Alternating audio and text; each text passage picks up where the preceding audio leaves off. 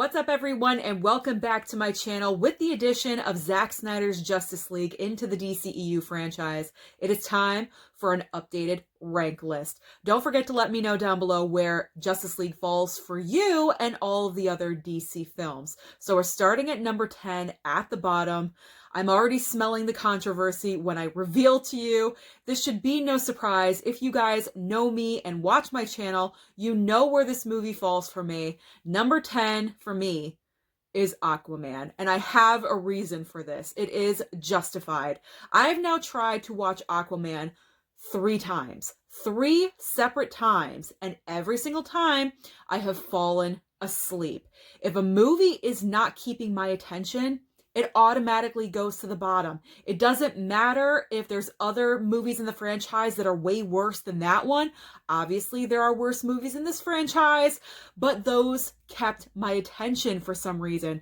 I'm not really sure if the aquatic theme with Aquaman is just making me relax and it's putting me into a meditative state and that's why I fall asleep. I'm not really sure. But for me, Aquaman is not the most exciting film from the DCEU.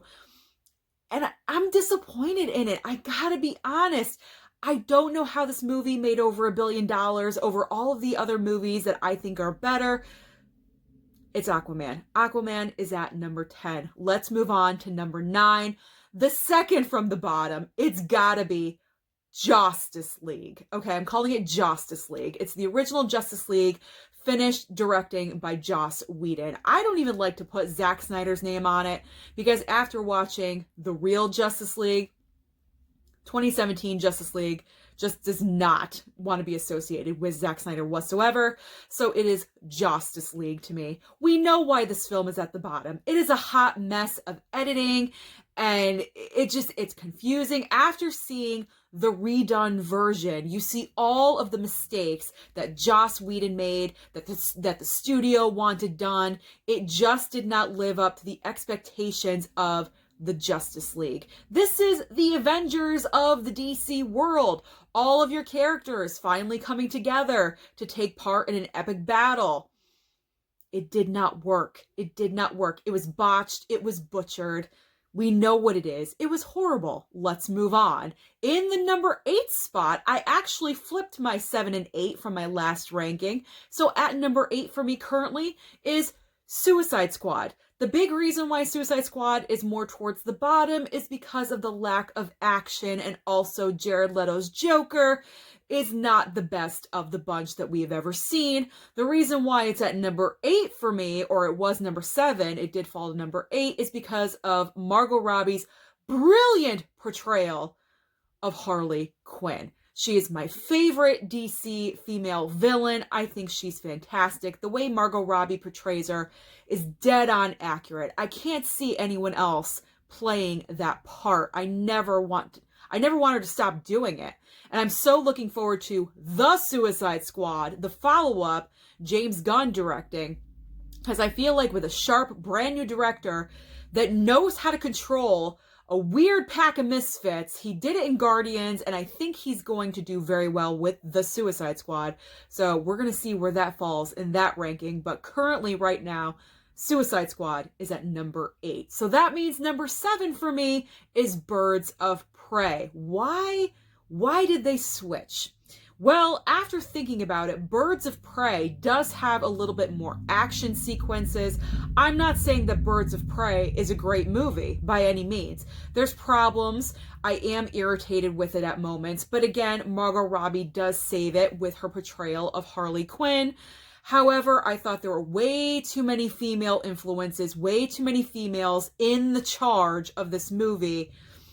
And it didn't work out. It did not balance out. I did not enjoy the final scene where they had the fight in the fun house. That didn't work. I think because it was in the fun house, it was just awkward and weird and bouncing around. I felt like if they had the end fight in a stable environment, it would have been more impactful. I don't know. Maybe that's just me. Let me know your thoughts down below. Where are we at? Number 6? Let's go to number 6. It's Wonder Woman 1984, unfortunately. This was a high expectation movie. We were all in COVID. We were all in quarantine. And we were waiting and waiting for Wonder Woman 1984. It was delayed and delayed again, like 6 or 7 times. They finally gave us a gift. Warner Brothers decided to give us a gift on Christmas Day for Wonder Woman 84. All of us were so excited. The first big movie to stream both on HBO Max and simultaneously in theaters. This was a big, big thing. And it didn't live up to expectations. Oh, I hate when movies don't live up to expectations because Wonder Woman was so good. Gal Gadot as Wonder Woman is absolutely accurate. I love her. I think she's the perfect Wonder Woman. Patty Jenkins, she knows the world and she knows what to do with it. However, with 84, we had some problems. I didn't enjoy bringing back Steve Trevor. I didn't think that was necessary. I think doing that was going against the character of Wonder Woman. She is strong. She is independent. She doesn't need to be hanging on to a memory of a guy that she had a relationship, 80 years ago for a week. Why are we still hanging on to this? She is a strong, independent female that can hold her own and do her own thing.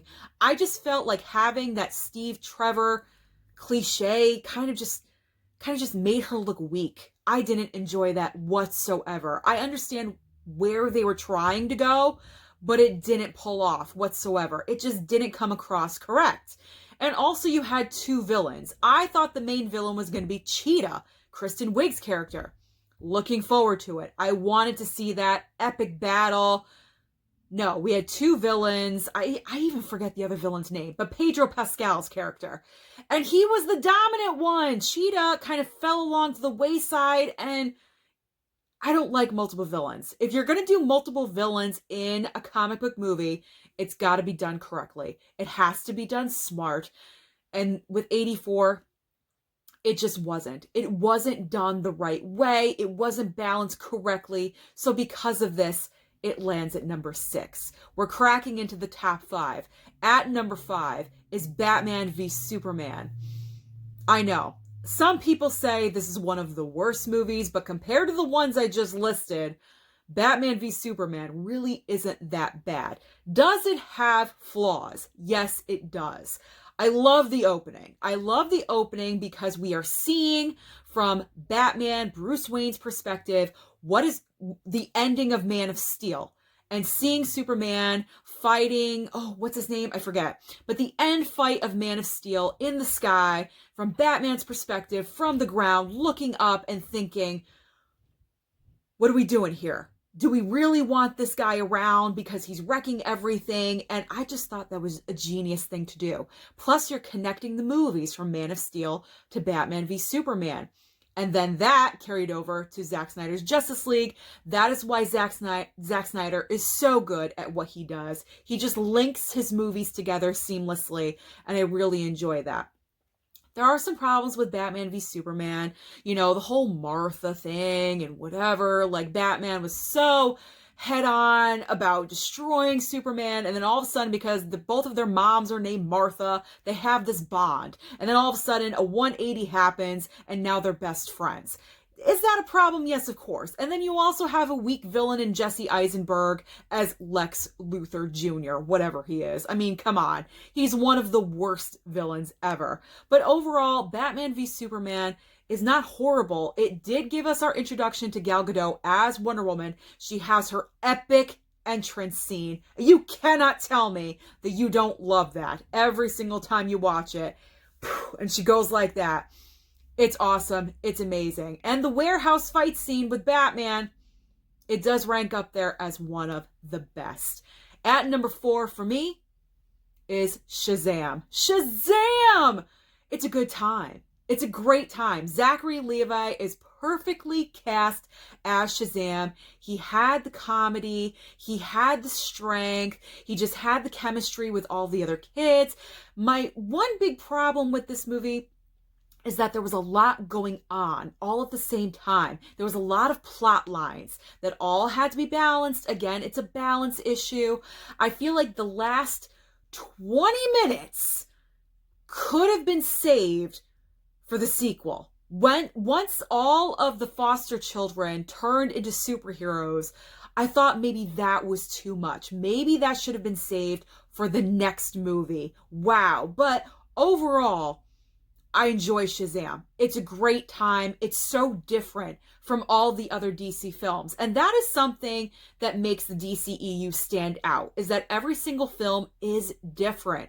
Birds of Prey and Suicide Squad are kind of along the same lines of like goofiness crazy because of the whole Harley Quinn connection.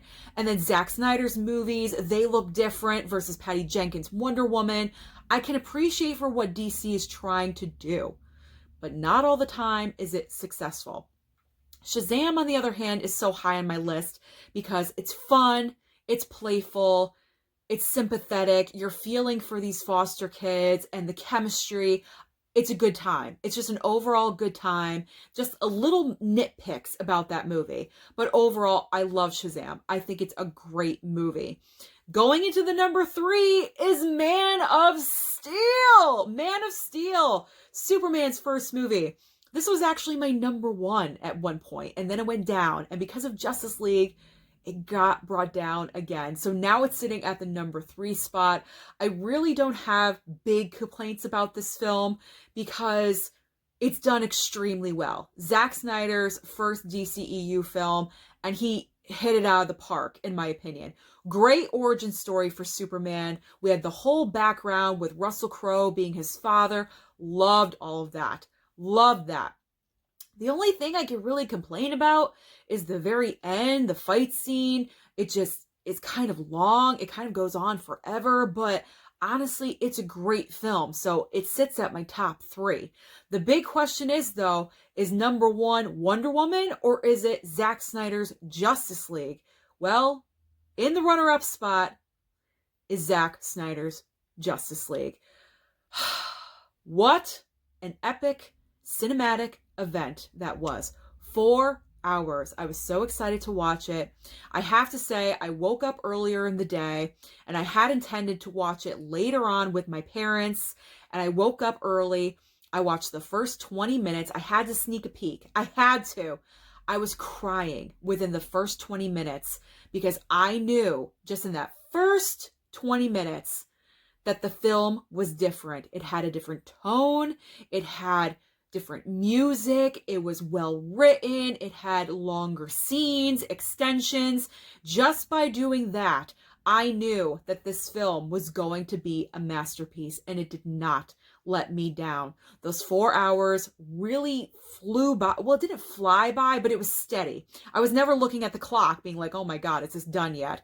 Zack Snyder knows what he's doing. He knew what he had to deliver to the fans. This has been a work in progress for 3-4 years, and he did not disappoint. He absolutely delivered. He showed how much of a difference you can make by choosing the right music, incorporating different songs. Wonder Woman's new theme song, that kind of ethereal music, I love it. I'm here for it. Every time she comes in now, I want to hear that music and then her regular theme music. I think it's fantastic.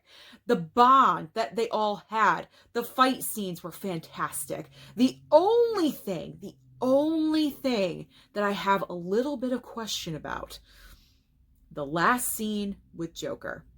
What was that about? I was kind of confused because if you are not hardcore into the comics, I am not. I enjoy the movies. I've never read the comics. I have the feeling that's stripped directly from the comics, much like Zack Snyder does pull. You might not understand it, which I was confused about that. Now, the question is, did I enjoy Jared Leto's portrayal of the Joker in this manner? It's better than Suicide Squad. I will give him credit for that. But it's not as good as Heath Ledger. And it's definitely not as good as Joaquin Phoenix, even though those are completely different DC properties. But it's not as good. But it is better than Suicide Squad. And I did enjoy their interaction, Ben Affleck and Jared Leto. I thought they had a nice back and forth repartee going on. And I didn't mind it. I thought it was good. I actually want to see more of that. I thought Jared Leto's Joker was going to have a more prominent role in the movie. and they just saved everything for the very end, the last like 10 minutes. So I'm speechless. I'm speechless about Zack Snyder's Justice League. It was definitely worth the wait, but it's not my number one movie. My number one movie is continuing to be Wonder Woman. Patty Jenkins, Gal Gadot. This is the perfect example of how women dominating the production of a movie, it can become a masterpiece. Patty Jenkins just knew how to put this movie together, incorporating all elements, a different time period, a different way of showcasing Wonder Woman. My favorite scene, obviously, is when she reveals herself on the battlefield. I love it every single time. You can't tell me it's not great. I know people complain about the very end, the fight scene. I don't mind it. I've seen worse. Wonder Woman, the original Wonder Woman, pretty much is the perfect DC film, in my opinion. It was very hard for me to choose between Wonder Woman and Justice League, but I had to keep my Wonder Woman at number one. So that's it. That is my current DCEU ranking. Like I said before, let me know down below, where do the 10 movies fall for you? Don't forget to like and subscribe, and I'll see you next time.